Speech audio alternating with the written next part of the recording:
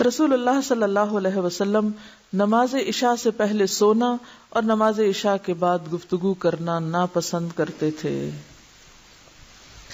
ہم حدیث کے ایک حصے پر تو عمل کرتے ہیں الحمدللہ، اور واقعی مکروہ جانتے ہیں. کس کو؟ عشاء سے پہلے سونے کو. اگر کوئی مغرب کے بعد سونے لگے تو ہم سخت ناپسند کرتے ہیں، یہ کیا کر رہا ہے، یہ ٹھیک نہیں کر رہا. یا خود بھی کبھی ایسا کر بیٹھے کسی بیماری میں یا کچھ، تو وہ دل پہ ایک بڑا سخت بوجھ ہوتا ہے. لیکن حدیث کے دوسرے حصے پر عمل، یہ تو ہماری سوچ سے بھی نکل چکا ہے کہ یہ بھی عمل کرنے کی چیز ہے اور اس کا ہم اہتمام کریں. آپ کو معلوم ہے کہ اول رات کی جو نیند ہوتی ہے وہ تھوڑی بھی ہو تو بہت کفایت کرتی.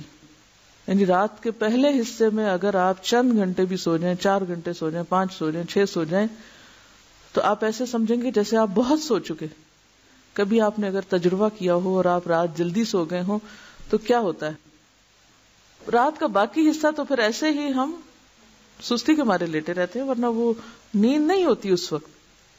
کبھی ہوا آپ کے ساتھ ایسے، آپ رات جلدی سو گئے تو پھر کیا ہوا، آدھی رات کے بعد آنکھ کھل جاتی. فطری طور پر انسان کیا چاہتا ہے، اب اٹھ جائے. پھر اس کے بعد آپ دیکھیے کہ جو دوپہر میں قیلولہ کا حکم ہے وہ بھی اسی لیے کہ وہ آدھا دن ہو جاتا ہے، پھر آپ کا، آپ اس میں تھوڑا سا پھر نیپ لے لیتے ہیں، پھر آپ ایک اور دن کا آغاز کر رہے ہوتے ہیں ایک طرح سے. یعنی سونے کے بعد ایک طرح سے ایک نئے دن کا پھر آغاز کرتے ہیں، پھر آپ رات تک کام کرتے ہیں. تو یہ ہے ایک فطری تقسیم اوقات کی.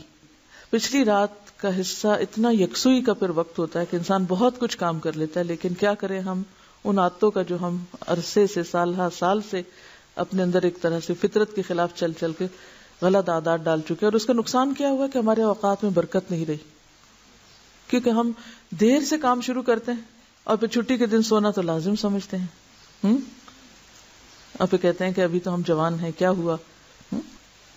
ٹھیک ہے، انسان کے اوپر کمی بیشی ہوتی رہتی ہے، لیکن عزیمت کی راہیں اختیار کرنا زیادہ بہتر. یہ نفس پہ جبر بھی نہیں کرنا چاہیے، لیکن تھوڑا سا ہمیں اپنی روٹین کو تھوڑا پیچھے لے آنا چاہیے. تو ہم سب حدیث کے اس حصے پر بھی اسی جذبے کے ساتھ عمل کی کوشش کریں تو انشاءاللہ بہت فائدہ ہوگا آپ کو.